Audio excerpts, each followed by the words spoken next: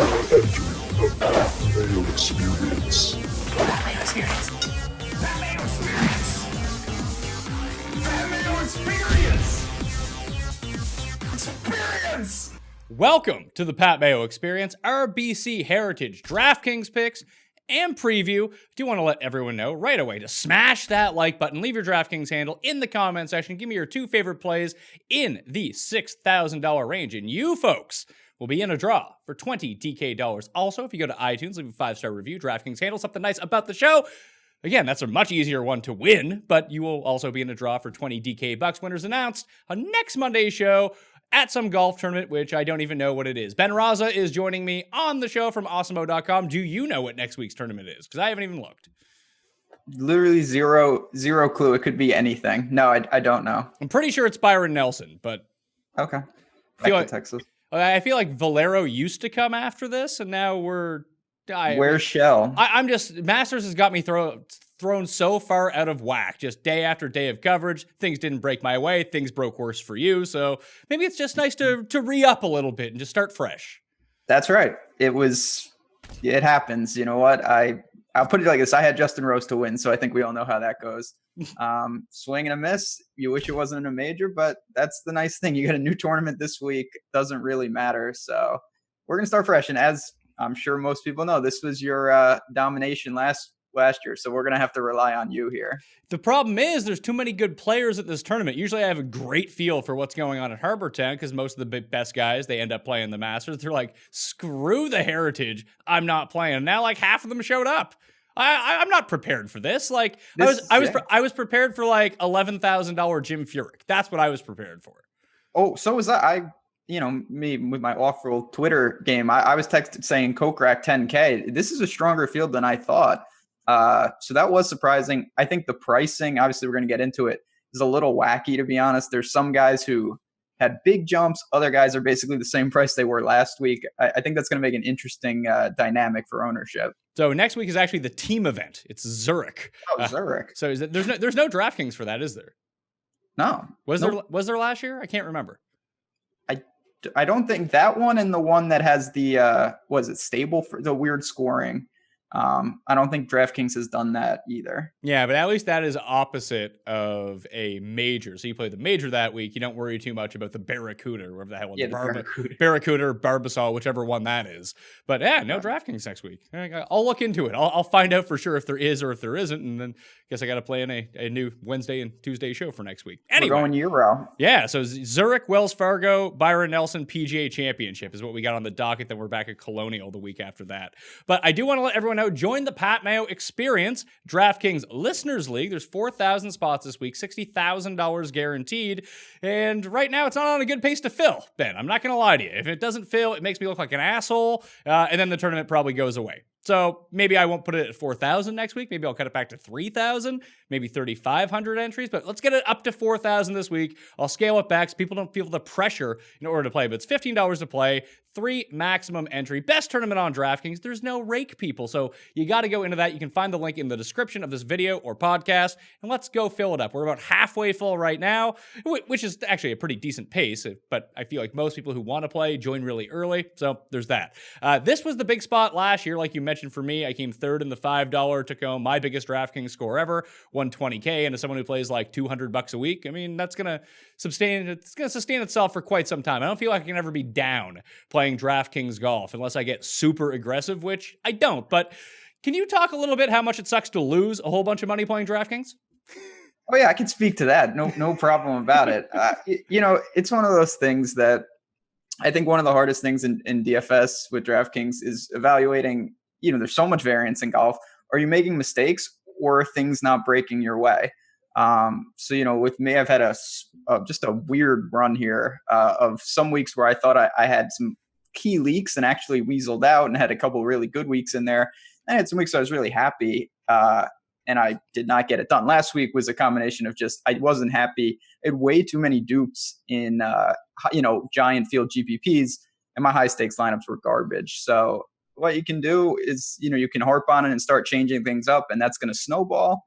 Or you can realize that as you just talked about, no matter how much you play, if you hit something gigantic, it's going to cover you for literally years in some examples. So it only takes one. You kind of have to just try to hold steady, grind it out, and hope that one of those is around the corner, because it can make up so many ugly weeks in a hurry. And it was pointed out to me, too. I think it was from Chris. So shout out to Chris at Fantasy National. And everyone should become a member at Fantasy National. I mean, this is the prime time of year when we start getting back into these fields that don't just have the super elite players. You have to go digging into that low $7,000 range. Who are the sleepers in the $6,000 range? That's where Fantasy National really came through for me last year in constructing my lineups. I was big on Kadira. I threw him into my player pool and boom, generated my lineups. And all of a sudden, the lineup that I won with was a Fantasy National generated lineup. That's why I play all my lineups every single week now, because it's just so much easier. Plus, I have all the information at my fingertips. So weekly, monthly, yearly, go become a member at Fantasy National right now. It's going to carry you right through the summer. So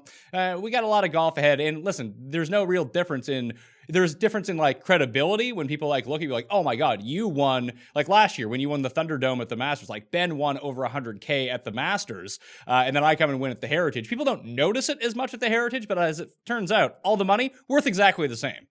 Isn't that the truth? Like, I used to say that with NFL Showdown. It's like, oh, this is a ridiculous format. Well, that $250,000 that you can win if you have somehow a unique lineup, it counts all the same. So there's no doubt about it. There is massive prize pools for every week in golf now. And if you get one right, it is as sweet as winning in the major, that's for sure. Yeah, just people, like I mentioned, if you're in the DFS touting community or you do content, it's always best to do well at the bigger tournaments. There's more eyeballs on those, then you look like a genius and people come back. You swing and a miss and people are like, oh, screw this guy. And then they don't notice when you win a whole bunch, in 2 weeks' time or 3 weeks' time once we get to the Byron Nelson or we get to Colonial, that kind of thing. But as Chris pointed out to me, like he had the same lineup in the Millionaire Maker and the same lineup in my tournament, and he won like 10 times as much in my tournament as he did in the Millionaire Maker. So it's really tough that like I played a whole bunch of entries in the Millionaire Maker. It's probably the biggest week that I'm going to have all year in terms of investment. And like I cashed a whole bunch of lineups, but I ended up losing a bunch of money because when you invest $20 and your best lineup returns you like 40, although if you would put it into like bigger tournaments or higher stakes, smaller tournaments, it would have won a whole bunch of money. Like the Millionaire Maker is not a good gauge of how well you're doing, I don't think. Absolutely. Like unless it is, you really have to treat it like a hybrid winner take all. And the goal is to lose the least amount of money until you could possibly get extremely lucky one time and maybe have a chance. That's how I treat that. Contest selection is one of the most important things in DFS. If you're trying to grind, playing where 25% of the prize pool is up top is not the ideal situation. No, and it just the flatter payout structure of the Pat Mayo Experience Open is where you want to be. Let's talk Heritage, though. We're at Harbour Town. It's a Pete Dye course. It's 7,100 yards, par 71. So there's a few par fives the field can feast on. We've seen winners come from the back of the pack 6 consecutive years, entering the final round down 3 strokes.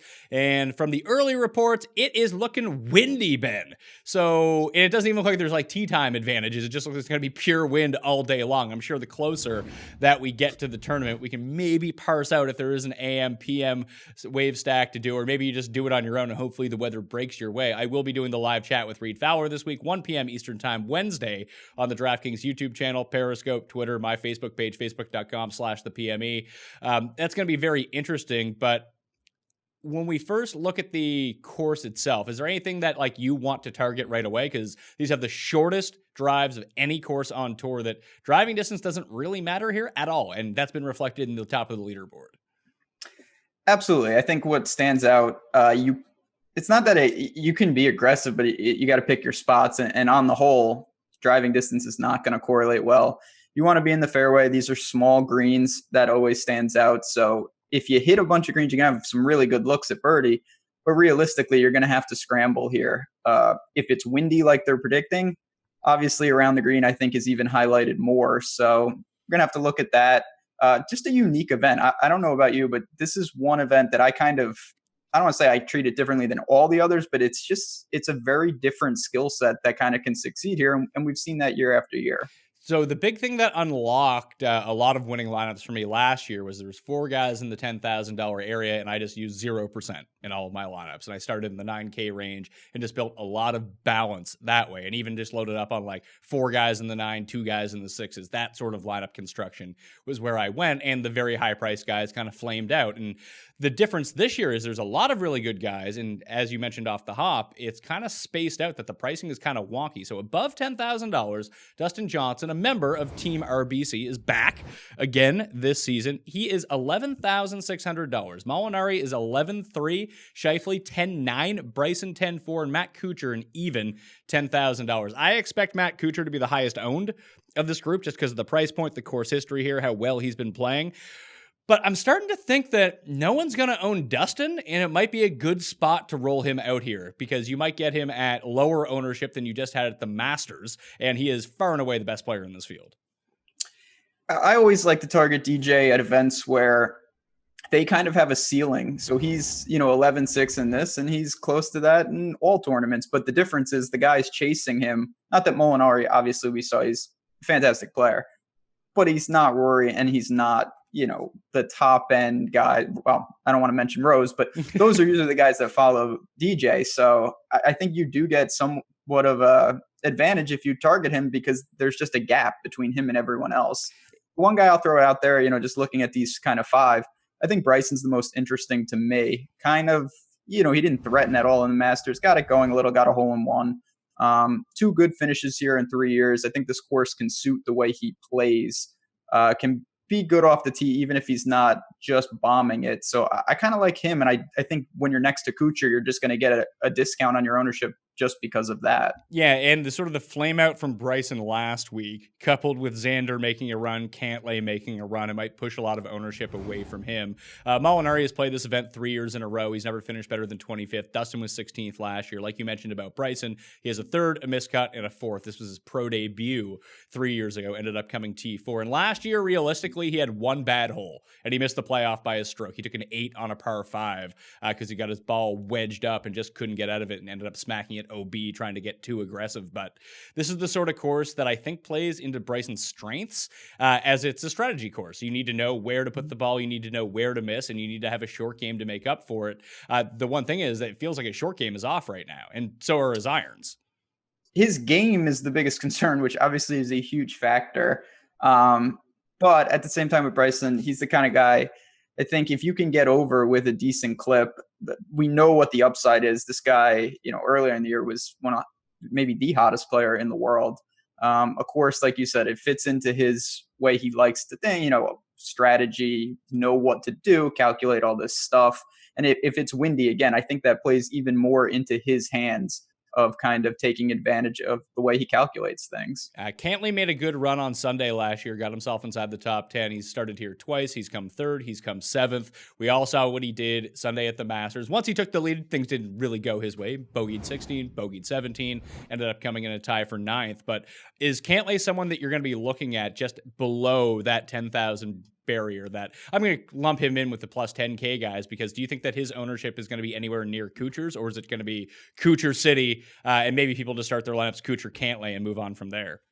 Yeah, I think he'll be, somewhat owned, but I can't imagine that he approaches Kuchar territory. Cantlay's tough. I know he's gotten better around the green, but I still worry a bit if it becomes, again, if the scales tip where his strength is he's incredible irons. And if he hits a ton of greens, we've seen him 2 straight years with the course history, great ball striker. But I do worry a bit if this becomes just a full-on survive, try to par and pick your spots type of course. Yeah, if the wind really picks up, I think it doesn't work to the advantage of any of the top end guys. You'd want somewhat of a more balanced build, like you mentioned, around the green would really start spiking up as it pertains to a lot of the key stats. Then it just kind of goes down to who makes the putts over the weekend.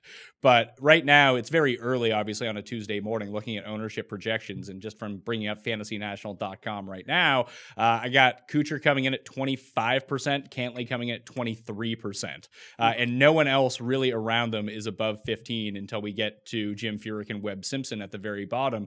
The one that, so out of these top 10, these top 5 guys, and we'll throw Cantlay in there as well. I think it's going to be Dustin for me. I think I'm going to go full fade on Kuchar, who's progressively gotten worse at this course since he's won 5 years ago. He's like first, I have it right here in front of me. It's still pretty good. It's first, 5th, 9th, 11th, 23rd. Those are his last 5 years in reverse order. So, if you play the trends, he's going to finish like T32 this week. And that there really, you go. and that's not paying off the 10K price. That's very fadeable, but he's just been so goddamn good this year that it's kind of scary to fade him at this point. This is an incredible run.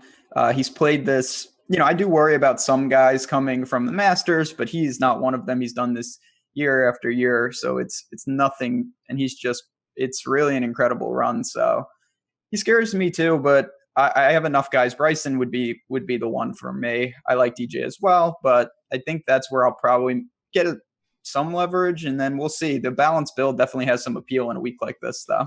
Yeah, it most definitely does. But DJ, although you're not going to get any sort of balance if you have to pay up for him, but he and Molinari project to be like 10% and 5% owned, which is kind of crazy in a field like this. And I get all the narrative behind it. You don't want to have to pay to the very top and then look at what your lineup looks like at the very bottom, because it's not fantastic. Although there are a lot of really good values in the low $7,000 range, if that's the way that you wanted to go. I think it's more of the Masters hangover thing that people are looking at, because 5 of the past 7 winners have either not played the Masters or missed the cut at the Masters the week before. To me, there's the different where I'm drawing, and again, it's all subjective, but I think there's a big difference of playing in the Masters and competing on Sunday in the Masters. And guys that really were in contention and then have this quick turnaround, I don't think that's a good thing. Can it be done? Of course, DJ's so good it doesn't matter. But I do worry about that, rather than someone like Bryson who, he didn't go out Sunday.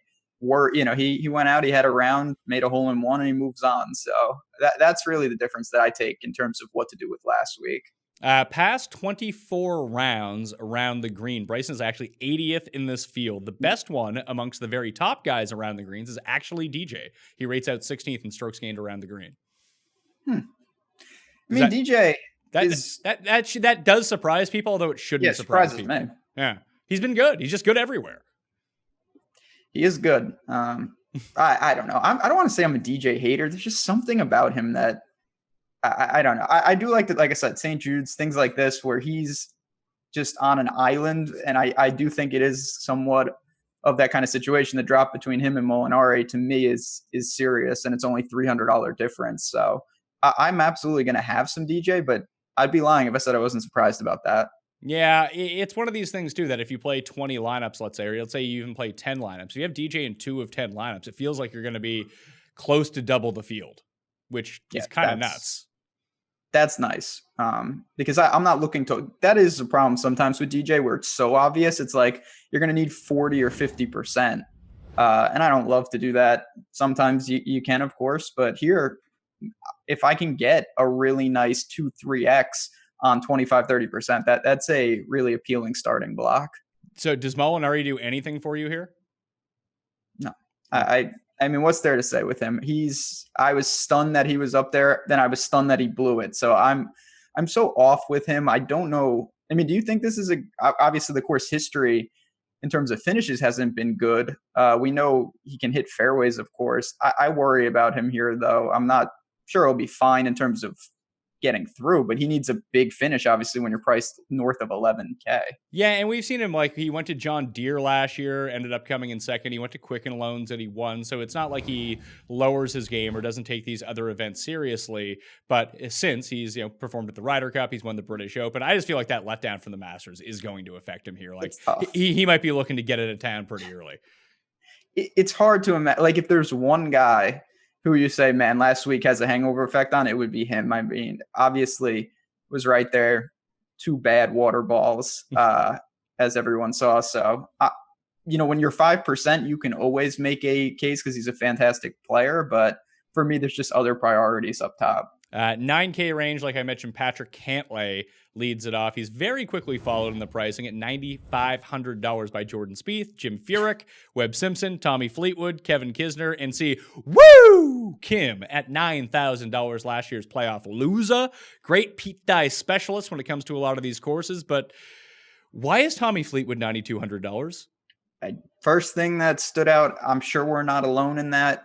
I believe he was $9,200 last week.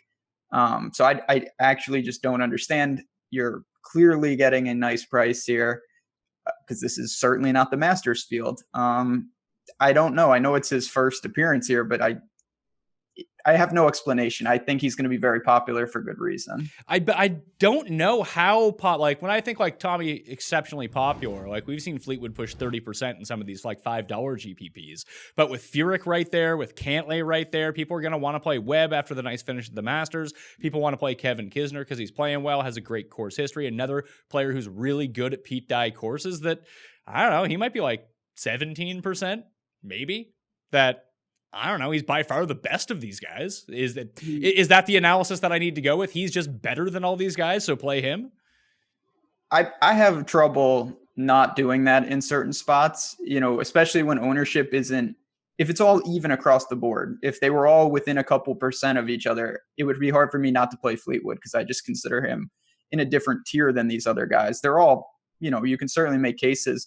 Guy like Furyk, obviously playing great, doesn't mind brutal conditions. Webb is crafty, certainly around the greens, and now that he can putt, that makes a big difference. And you said Kisner loves Pete Dye courses, playing great. But I mean, just look at the pricing from last week.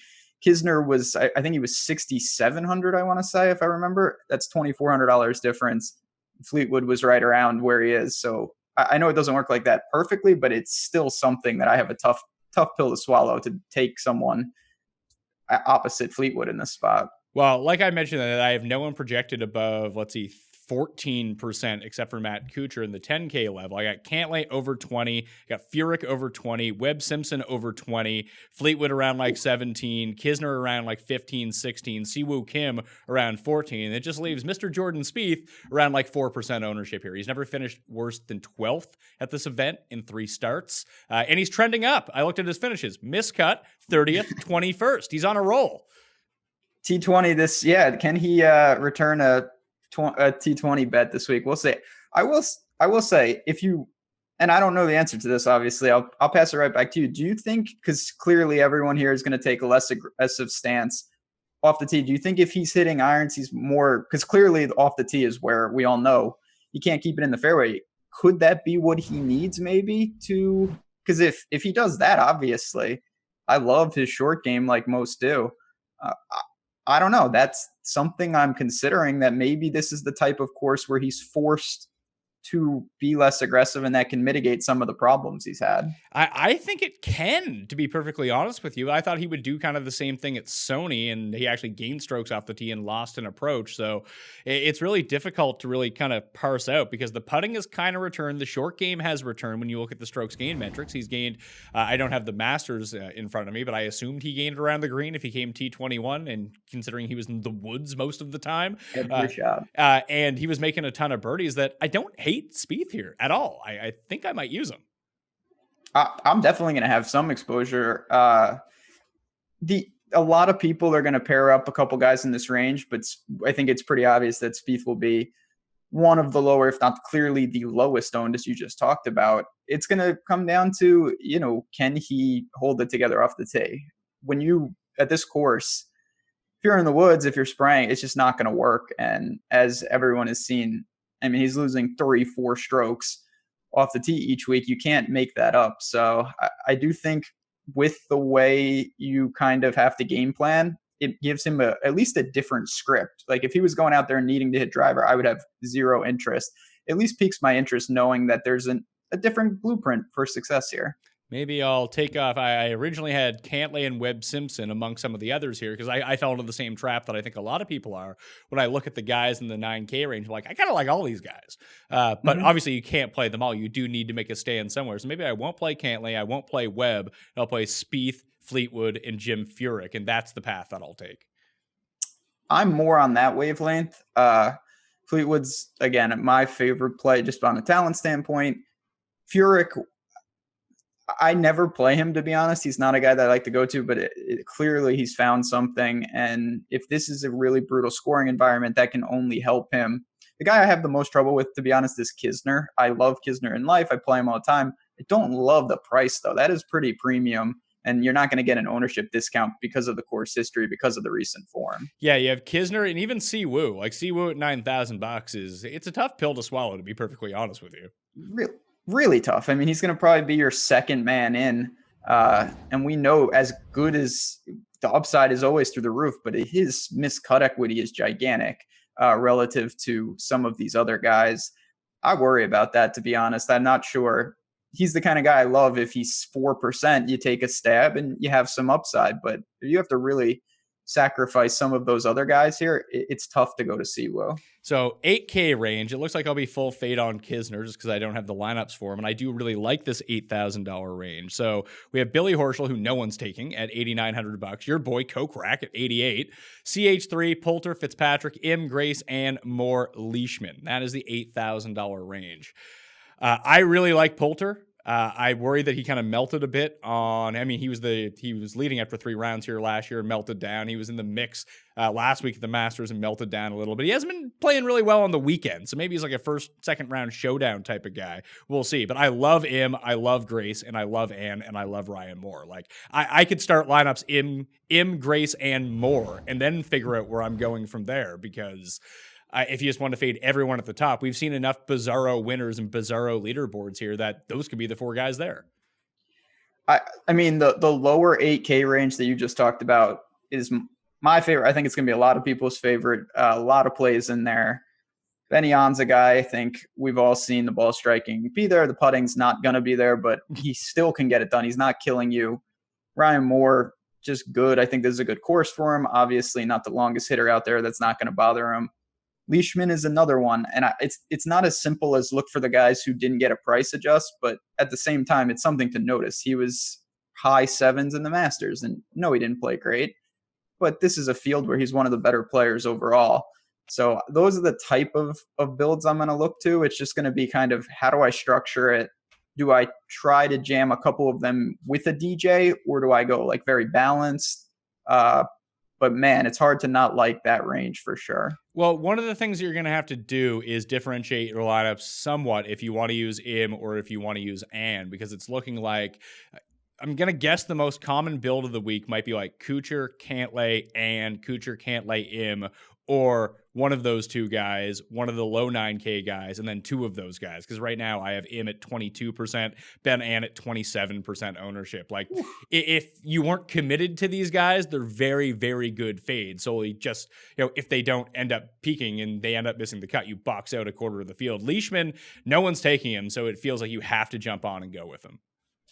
I'm going to play. Yeah, I mean, I'm a Leishman guy. Wind's not going to bother him. And again, I look at just how good I think the guys are because, it's such fine lines in terms of ownership and, I don't want to say mob mentality, but a couple different finishes and all of a sudden Leishman's chalk in the same spot.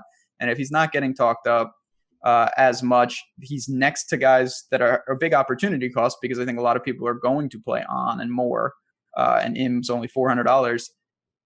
It's hard not to like him. And he's the type of guy you can mix and match even with one of them and make your lineup unique while still getting one of those favorite South Korean guys. Yeah, so if you want to play the 2 South Koreans in this range, or even Kokrak or Poulter, who both project out to be super highly owned as well, you may have to go with a Spieth at the top, or just start your lineup in the 8K range. And that way you can get away from all the bulk ownership.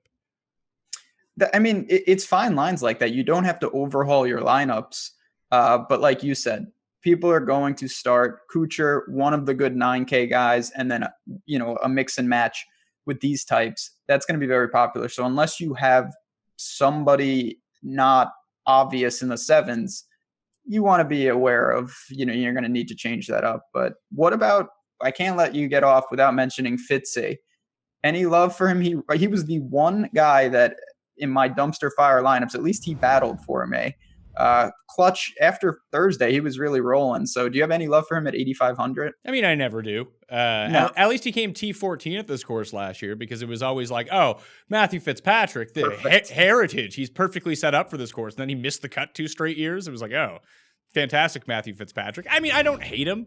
I think I just kind of like to joke that people think he's like the best player on earth. So it makes it seem like I hate him a lot more than I do. I kind of nothing him. It's sort of like the Schneider Jans thing where I just get too aggressive with Jeff about it. So it makes it seem like I hate Ollie Schneider Jans. I don't. I'm sort of ambivalent towards both of these guys. Just I don't understand where the love comes from for them over and over and over. Like, why would I play Matthew if we're just separating it by like Brits alone? Why would I play Fitzpatrick at 85 when I can play like Pepperell at 7K? Pepperell.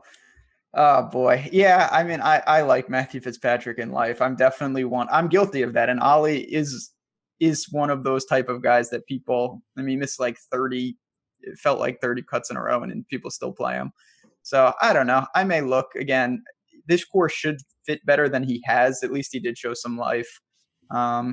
We'll see on him. I always get sucked into the Fitzy narrative. So here's the course history for Jason Kokrak at Harbor Town. Miscut the last 2 years. 6th, 18th, 12th, miscut. He comes in with top 10s in 4 of his past 5 starts. You never play Jason Kokrak, but no. Can you be talked into it this week? I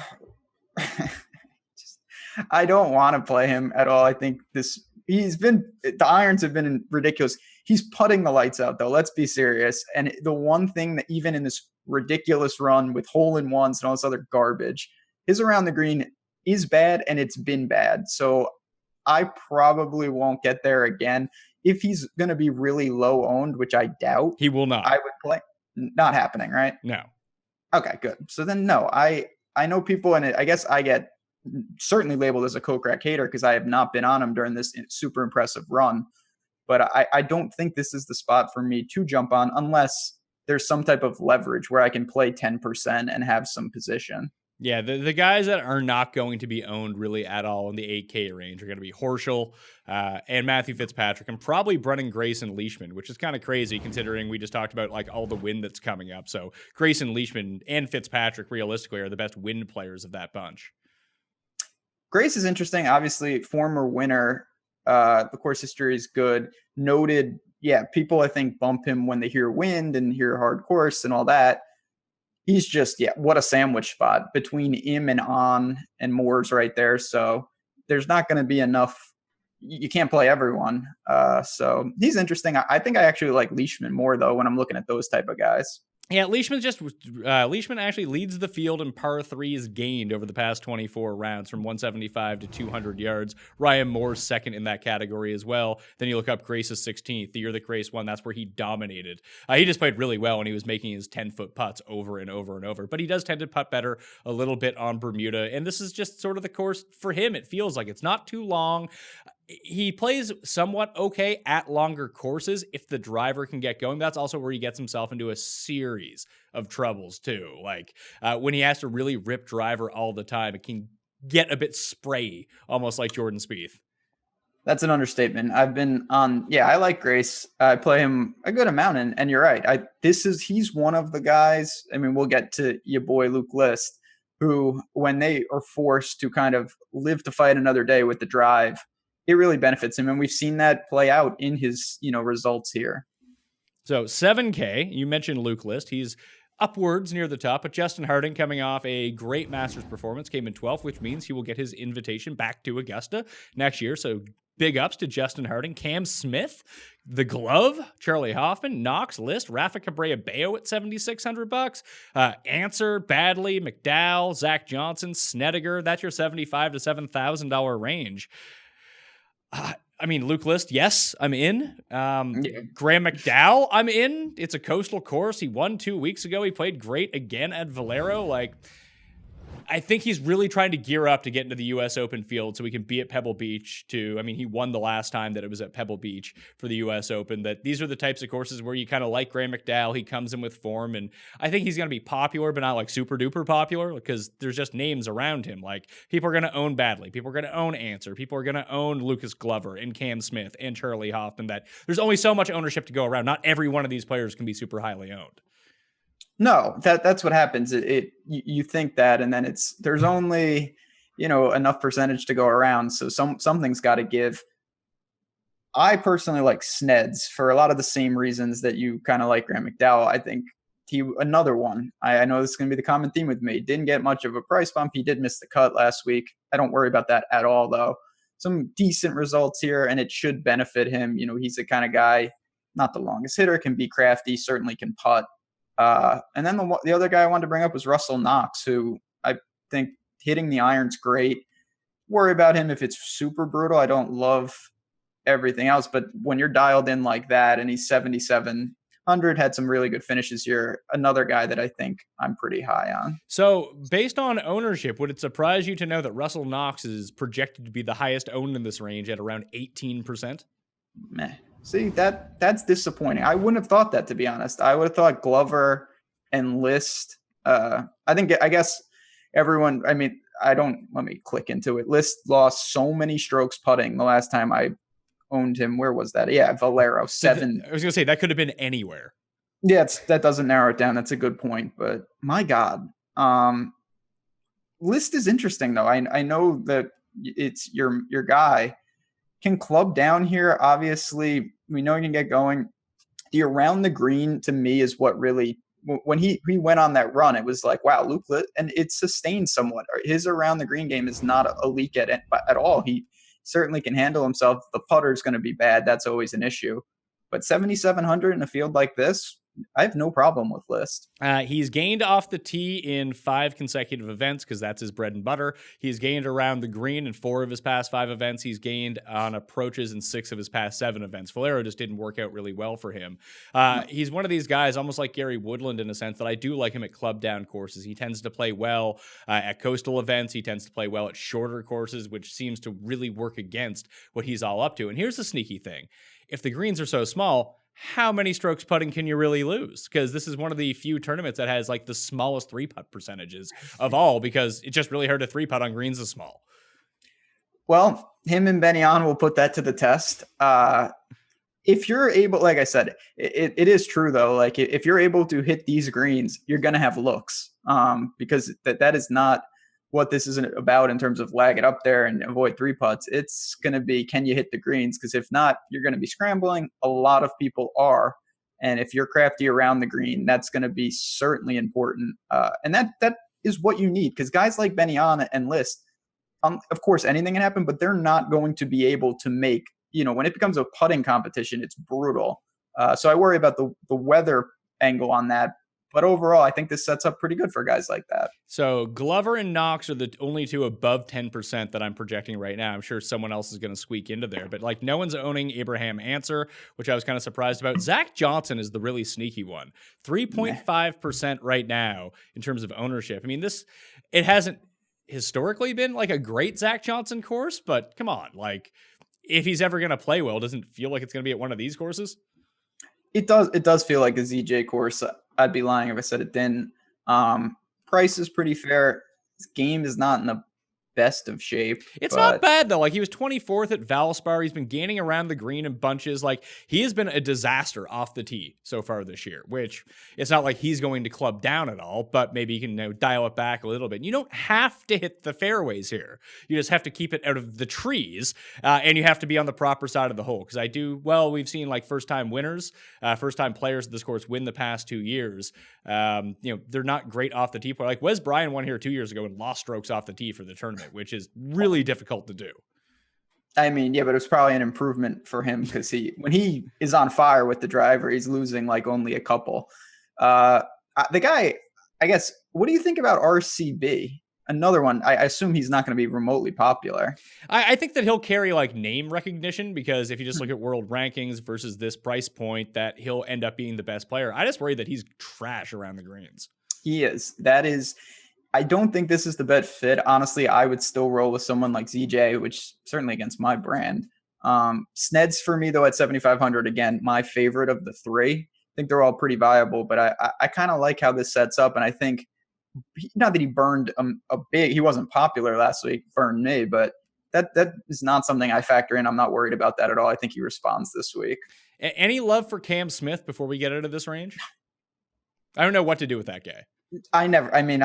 He's one where I perpetually feel like he's overpriced. For me, it's pretty simple. I just prefer Leishman, and I'll leave it at that. Yeah, so I think for me, I'm going to be big on List. I'll be big on Leishman at the 8K range, and I'll use some Graham McDowell. You kind of sold me a little bit on Snedeker. I might have talked myself into ZJ potentially too, and I'll have to decide between those 2 if I want to throw them in the player pool. The bottom of the $7,000 range, you got like your Corey Connors, your Keith Mitchells, your Kevin Streelman's coming off a great finish at Valero. I mentioned Eddie Pepperell is down here at $7,200. I actually like Eddie Pepperell a lot this week. He's a really good par 3 scorer. He's really good in wind. and he's really good around the greens as well. So maybe he can get it going. He has wins in the past year on the European Tour, like good wins as well. And plus, everyone just likes Eddie Pepperell. Like you can have him or Luke Donald, who's right below him. And as we know, this is the Luke Donald Open. He was kind of good at Valspar, so I assume that's going to generate ownership for him. I'd have to imagine. I know he got cut last year, but if you take, I mean, of course, history is ridiculous. The price is super easy to fit in with those guys we've talked about being really popular. I'm not going to play Luke Donald. I'm definitely coming in under owned. There's no doubt I can get leverage on him. This is a weird range. I think this is the trickiest spot in terms of getting it right. To me, I like Griot at 7,400. He's a guy kind of not super popular right now, just in the DFS world. He had his run, didn't break through. I think it's a good course for him, though. Can just keep it steady, keep it with the irons, hoping he can make some timely putts. That's always the issue with that guy. Griot was a real hero at the Masters for me, making the cut at +3. That's all I needed from him, and he came through. And then he took the rest of the week off. That's fine. I think he was like I think he came dead last out of everyone except for Alex Noren.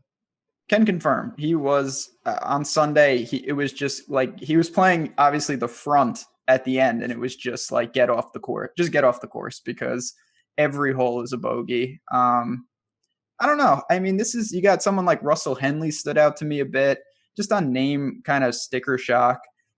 He hasn't been on the mind, and then Pepperell. You may if you play some Sneds, I'll play some Pepperell. He's not a guy I looked at too hard, but I do like my Euros and guys that are, have been in contention in some decent tournaments over there. He's got some wins, and he is only 7,200. The only two that I have projected in this bottom $7,000 range for over 10% right now are Luke Donald and Corey Connors. And I think those are two pretty easy fades, to tell you the truth. Corey Connors, I know, obviously is playing fantastic. Cut here first two times. And that's not really the reason I'm fading him. I prefer other guys. I would rather take a one-off with a guy like Bud Cauley, who is another one. He can be aggressive off the tee, but when he has to rein it back, I actually like that.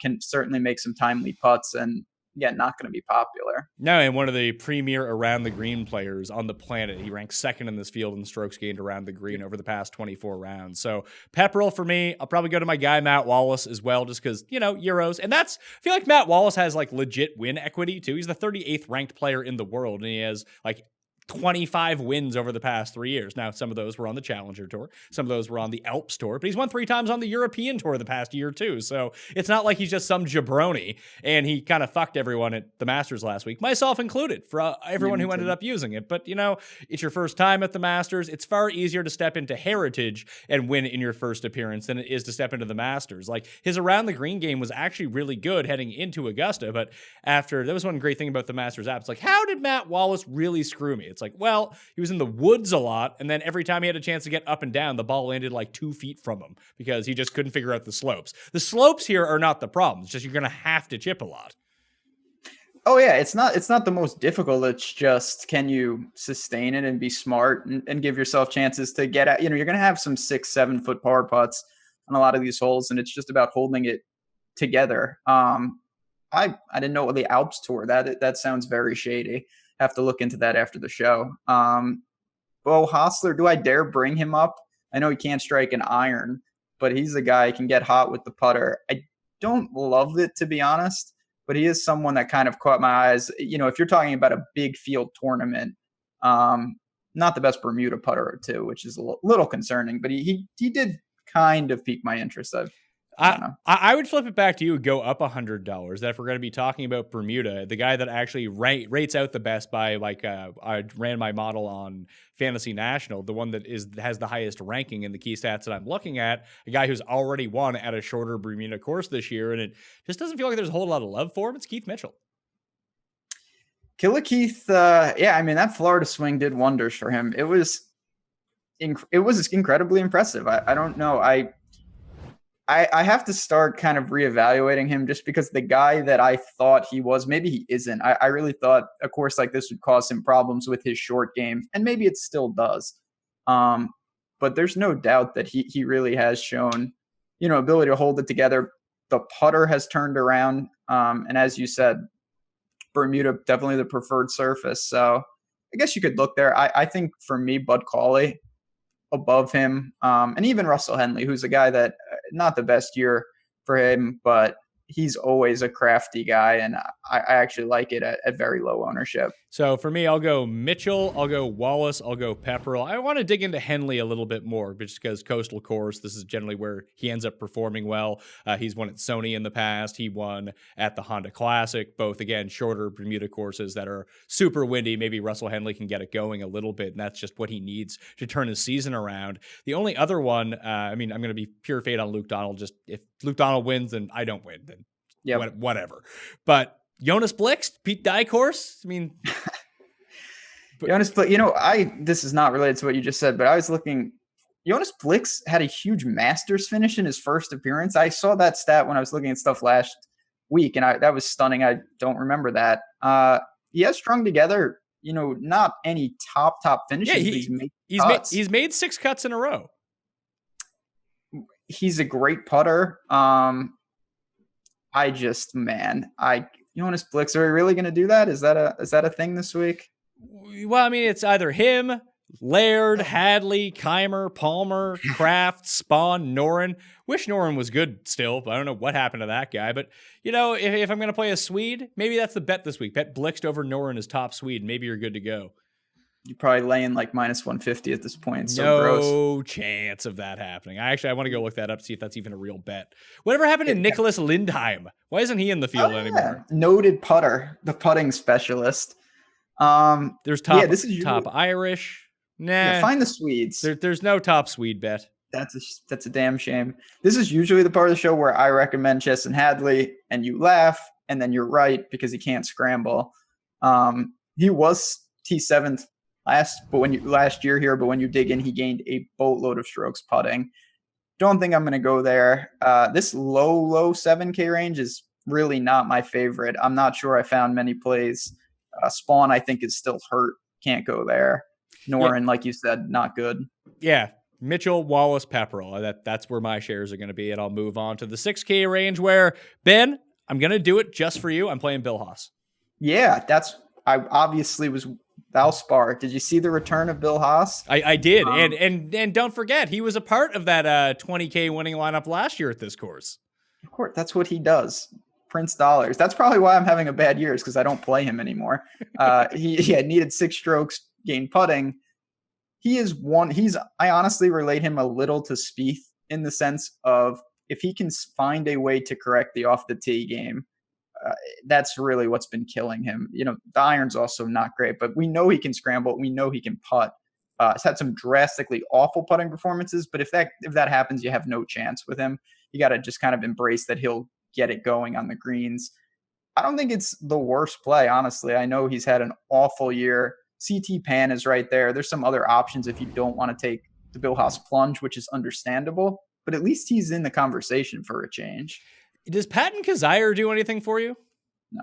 Patton Kizzire, seeing him up there at the Masters was confusing, to say the least. I really didn't understand that. We've seen him, obviously. He's won some tournaments on the tour. He can certainly putt. Bermuda guy. I just worry about just the straight tee to green game. It just hasn't been good. Who knows? I don't know what he did at the Masters, obviously. That was impressive. I believe he came in the top 20 when it was all said and done. But other than that, it's been pretty ugly form in 2019. He's now made 3 cuts in a row. Yeah, he was 18th at the Masters. It's just these shorter coastal Bermuda courses. I mean, he won on Paslam when he won at the OHL, but then he went and doubled up at Sony. He's made the cut here twice in 3 years. He's $6,700. Like, if I'm going to play anyone, I'm playing Danny Willett. I'll play Bill Haas. Those would be my 2 guys. I have to give like a sympathy throw into Kadira, right? I think that's probably just for the the DFS gods. You definitely want to get 6,400 for the champ. I was surprised. Not even that I wanted to play him by any stretch, but I really thought he would be more towards like 7K. Cameron Champ is back. That's 6,500. There's not much down here though. This is where it gets really dicey. Yeah. So like I said, Willett and Haas, I'll go with. Kizzire, I got to figure that one out here in a minute, but I know I looked into Kirk. I didn't like what he was showing me. Stallings is playing really well, but I just can't figure out Scott Stallings to save my life. Like he starts gaining like 6 strokes putting. You're like, what is going on with Scott Stallings? So if you like sort by, I don't know, strokes gained around the green, shouldn't this be like a Kevin Na course? Kevin Na's definitely someone who's, yeah, like that type of skill set is what I'm envisioning. Everyone down here obviously is going to have some serious red flags. Like I looked pretty hard into Austin Cook, who's not had a good year, showed some life at Valspar. But it's just tough. I'm not sure exactly how I want to end my lineups here. And if I do, I can get on board with Willett. Wyndham Clark is a guy that certainly seems like he's primed to stay on tour. He's had some really good finishes. His irons actually are the weak point, but he's been consistently good around the green, off the tee, not a problem. I might go back to him, who he's never really popular, and he's been playing really well. Austin Cook is actually really interesting because when he won at RSM, that was another coastal Bermuda course in the same part of the country as well. And even to see him pop up at Valspar, which is a course it's harder than Harbor Town, but it does have a lot of crossover similarities to it. There, absolutely. I mean, he's a guy that certainly if you just take a quick scan over the recent form, you're not going to be really interested in him. But I do think the game translates well for a course like this. And when you look over, his finishes on tour, you see some of that. Obviously, like you said, the win at RSM. So I might go there, not going to be popular. And, at this point where we're at in the pricing, you're not going to find a ton. I can't stomach Duffner. I wanted to play him. I can't do it.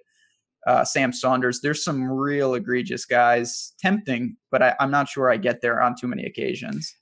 Peter Malnati, one of the better par 3 players in the field, one of the best putters in the field, very good around the greens as well. Putts exceptionally well on Bermuda. 23rd, 60th, 36th, 44th, 18th. In 5 of his past 6 starts, missed the 1 cut at Pebble Beach, where a lot of people miss the cut because it has the shorter cut rules in the really expanded field. I don't hate him. Like if you need someone just to throw in a lineup for someone to make the cut, like he's down there. I mean, that's probably the best thing you can say about him. Peter Malnati is $6,600. I thought you were going to say Peter Uihlein. I was going to have to leave the show.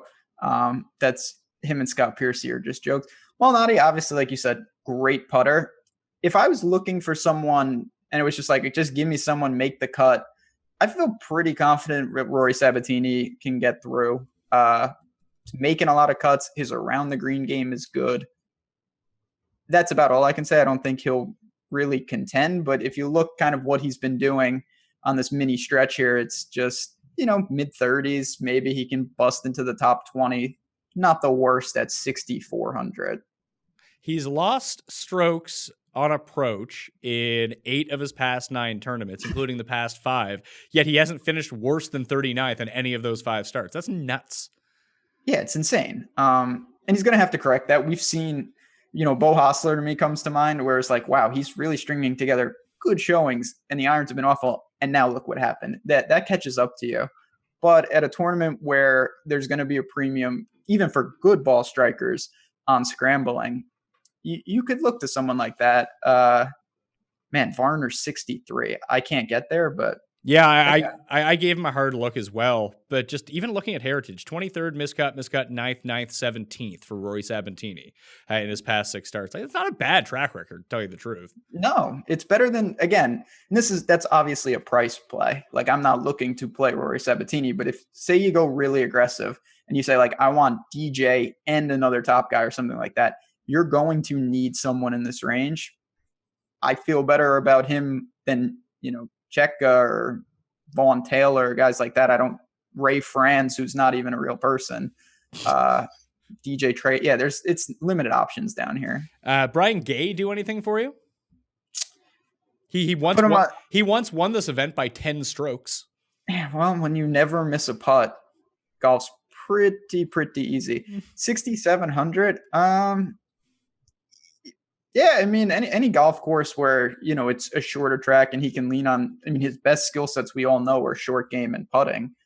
It's not the worst. If he was down, I'll have to I got to give a quick shout out to the guy that I play more than, I have to be the person who plays this guy the most. I play Ryan Blom all the time.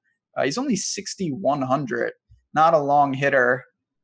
If you needed someone by the min, he's not awful at all. The form isn't great though, and that's why he's 6,100.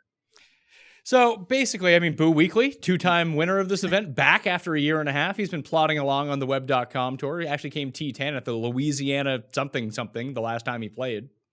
Him and Colt Knost are in this field. I didn't even see Colt Knost. Yeah, big gravy, 6,500. It's hot fire. Yeah, there's some real blasts from the past in this field. Colt Knost has a very impressive streak of 1, 2, 3, 4, 5 consecutive cuts missed. I thought you were going to say withdrawals.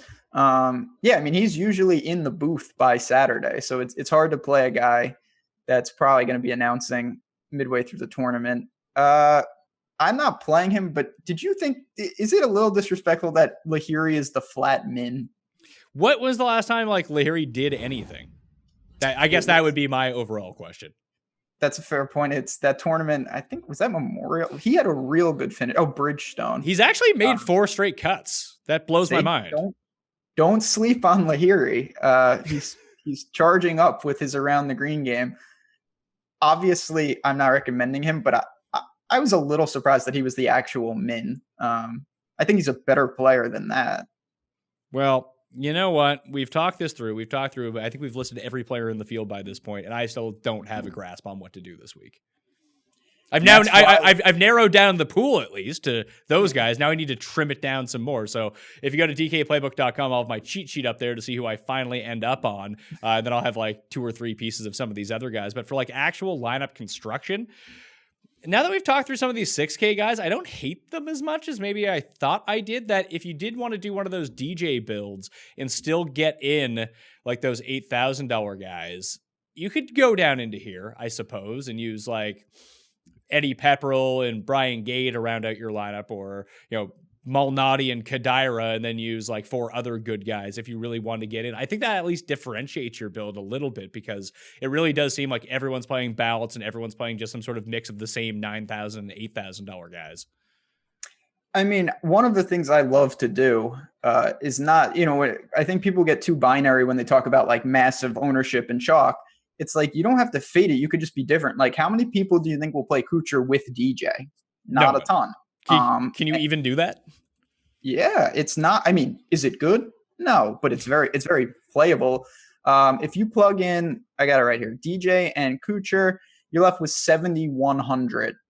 That's not awful, to tell you the truth. No, it's not. Because you dip down once and then you boost that up to 74, 75. You can throw Luke List, or you can even, instead of making that decision between Snedeker and Zach Johnson, just play them both. There it is. Look at that. It's slowly coming together here. So that's a type of thing that I'm definitely going to mess around with. You pair up 2 of those top end guys, you take 1 complete punt from the 6K, you're still going to be able to get in some of the mid-range guys that we both like. And that's going to be a really unpopular build. So if Kuchar does explode, you're going to kind of still be on an island, which is what you want. Yeah, I'm still pretty committed to going full fade of Matt Kuchar, just because I don't know, because I'm an idiot, I guess. I'm not smart either, because I'll be under. There's no real reason to do it. I'm not going to play as many lineups as you, so I either going to have to be all in or all out on someone who's going to be 30% owned. But yeah, if you go DJ, let's not even say Cantlay is going to be just as popular. So if you want DJ Cantlay, and then you get those $300 worth of savings, you're around 7,200. And if we throw in your boy Sabatini at the bottom at 6,400, now you're looking at 7,400 each. That's doable. You can use the Wallaces or the Pepperells or another guy in the 6K range, and then all of a sudden you have access to Leishman, or maybe someone in the low 8s if you really wanted to. If you threw in Leishman into that lineup, and you're back down at 7,200 per player. Those types of lineups are going to be not common this week, because I just looked at the first lineup that I kind of played, and I think it's going to be the most common-esque lineup that you can do. It's Furyk, Poulter, Im, and Moore, and then someone down in the bottom $7,000 range. I don't know if people will start that low, starting with Furyk. Maybe Kuchar or Cantlay is where they actually do start their lineups, but that sort of build, I think, is going to be the super common one. I think so too. And again, what I like to do with that is go a hybrid balance where you actually start with a guy like Furyk and you have a Sabatini guy, and then you can have you could legit have 4 top end, that second tier, and you have a weird, pure punt. Not a lot of people do that. People kind of get in their mind like, all right, stars and scrubs. I'm going to take like DJ in a super cheapie, or I'm going to just take 6 very, I'm going to end with, ZJ. And that's obviously can be effective, but you don't want to put yourself in buckets where it's either or. You can be unique and take a combination where you have punts and you sacrifice the top end.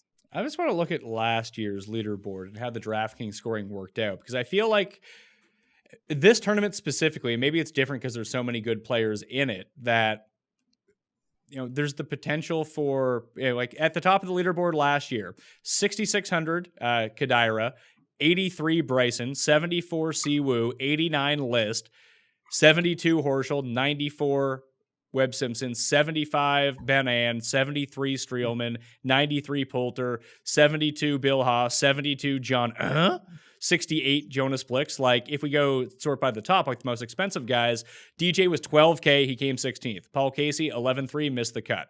Kuchar, 10-8, 23rd. Leishman, 10-3, missed the cut. Brian Harmon, $9,800, 23rd. Cam Smith, 9K, he was 32nd. Ty Hatton was 88, he missed the cut. Like, of course he did. Scrubs can play well here too. Yeah, it's a tough course, and I think when you have that, if your game is off, even if you're a top end guy, you can miss the cut. I can't quantify, but there's something to coming off a major. I think that adds some variance in terms of these guys and their missed cut equity. So it can happen. I wouldn't build to leave 20K off the table, but it does show that it's not a given that your bottom end players just need to make the cut. They can contribute. I mean, if Kadira can win, it's wide open. There's no doubt about it. Last guy to talk about, because I don't think we mentioned his name once. Any Charlie Hoffman love? He's got some of the good vibes coming back. Yeah, Charlie, he's playing a little better. It's more of a price thing for me. I don't mind the play at all. I think he's behind guys like List, Glover, Knox, and then you only find $200, you get to Leishman. So it's a tough range. I see it. He's certainly turned, I don't want to say he turned a corner, but it seems to be trending upward. Yeah, the last 3 years, 23rd, miscut, 14th, and obviously he contends at the Masters every year, so it's no big deal to him. He does have 2 6th-place finishes in 2013 and 2012 as well, and if he's truly kind of getting it back a little bit, he definitely had it back at Valero. He was 18th at Valspar, 29th at the Masters. He's starting to play a little bit better, but he did gain 4.5 and 5 strokes putting in those 2 events as well. Well, ball striking, he was just very good at Valero. So if you throw that out, maybe it's a bit different, but I don't know. Just very confused by this week, dude. So maybe that's... Kyle Stanley's not here, is he? I certainly hope not, because I would play no, him. Okay, I was just saying, we didn't miss him because he's a guy, he's starting to, similar to Charlie Hoffman, he's showing some life after just an abysmal start to 2019. So where we felt so good about the Masters last week, I mean, I felt awful about Valero, and Valero was one of my better weeks of the season, especially that's how it happens. And as it pertains to the pick. So maybe just like forcing myself to make tough decisions this week that hopefully I end up making the right choice between picking the one of the 3 guys that hits. You know what I mean? This is a tough week, I think, for everyone. And yeah, I'm with you. Obviously, I felt pretty good. I was happy with my builds last week. Certainly didn't work. And this week seems tougher, but I like that. I like when there's not as much consensus. I think there's easier exploitable ownership things. The weather part doesn't make me thrilled. I don't like that because we're going to really have to keep an eye on what we have to do potentially with tee times. If I asked you right now, over the past 75 rounds, who the leaders in the field in strokes gained around the green are, who would you think falls inside the top 10? Bud Cauley. Bud Cauley is 4th, so you're on the board here. If we're playing Stump the Schwab style, you still got three X's to go. And by the way, you can find the stuff super easy on Fantasy National. You just go strokes gained, 75 rounds, boom, sort. The guys that pop up. What I could use that on the screen. Benny on. Ben on number 1. Okay, good. Spieth?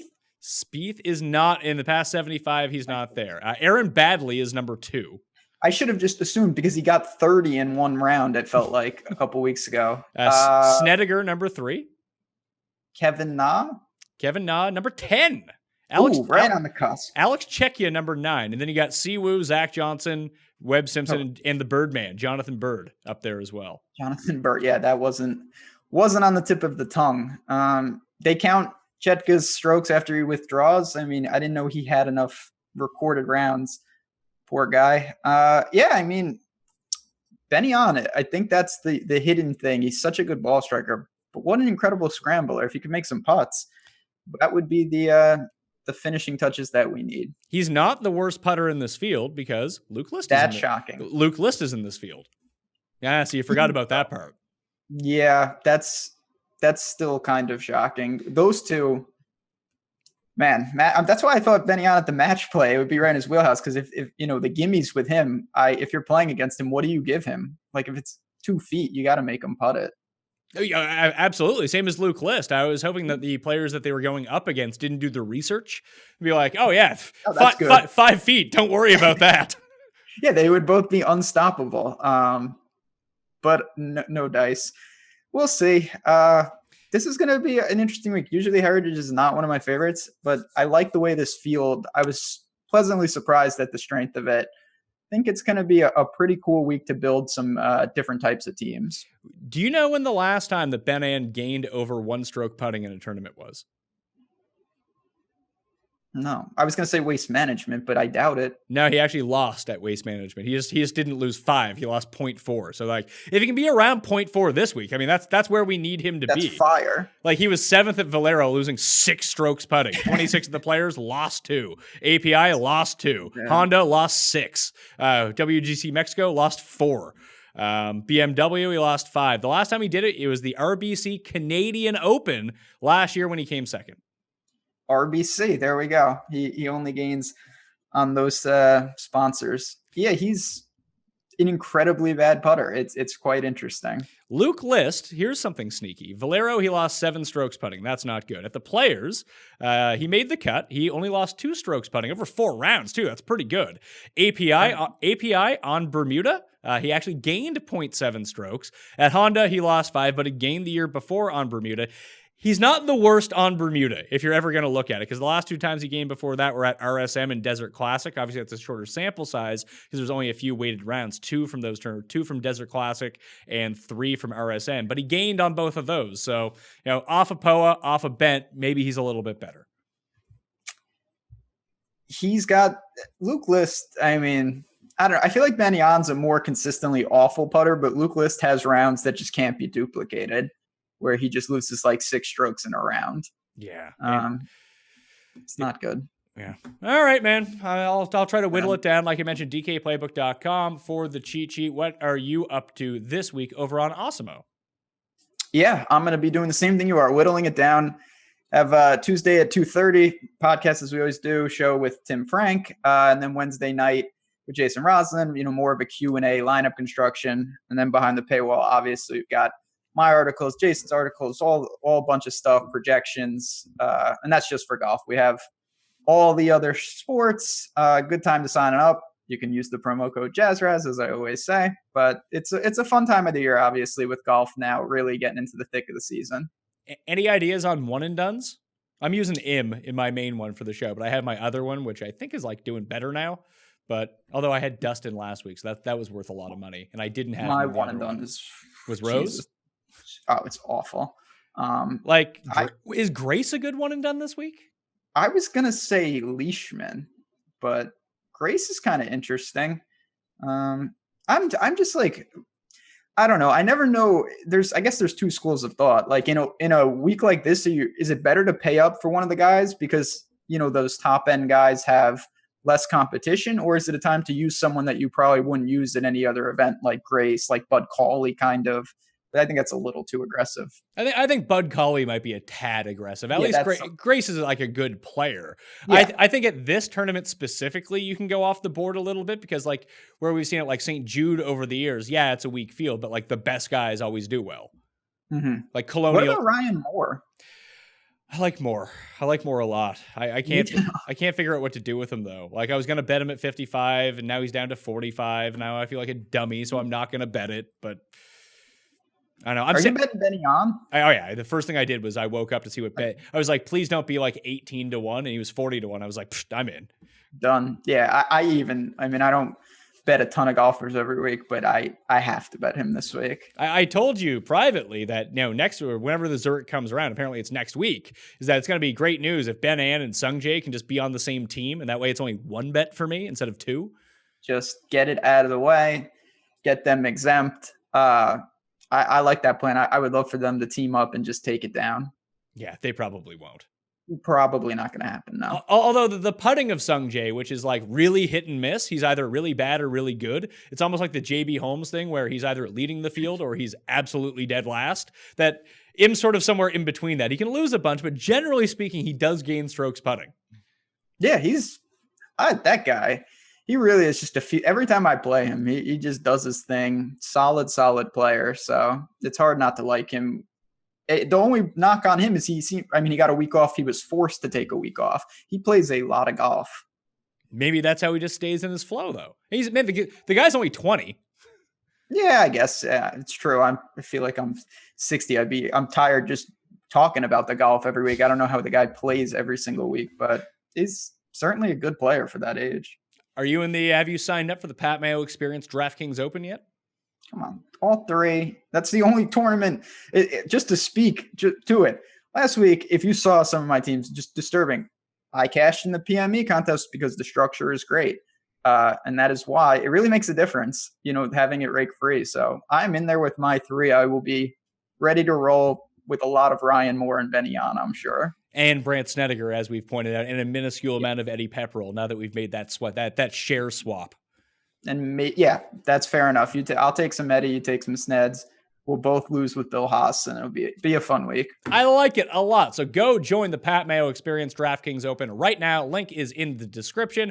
4,000 spots, around 2,000 people in right now, so there's plenty of room. Get in as quickly as possible so we can maintain it. $60,000 guaranteed. There is no rake. I don't want to have to see them shrink it because then maybe we don't get the $10K guaranteed for the for the PGA Championship upcoming. And listen, there's no DraftKings for Zurich next week, at least that I know of. So if you were going to only spend one and you were going to spend one next week, just play two this week and we're good to go. It's a good exchange that we got going on here. Become a member at fantasynational.com today and have some interest in building these lineups. Super easy to look up stats, any date range you want, tournament simulator, lineup generator, player notes. It's all there for you at fantasynational.com. Become a member today. And if you want to get into a draw for $20 DK, smash the like, leave your DraftKings handle. Tell me your two favorite plays in the $6,000 area. That'll do it. Cheat sheet will be up on DKPlaybook.com. I shall return on Wednesday, 1 p.m. Eastern Time, live on the DraftKings YouTube channel, my Facebook page, Periscope, and Twitter, taking your questions with Reed Fowler and updating the weather as it pertains and releasing my betting cheat sheet.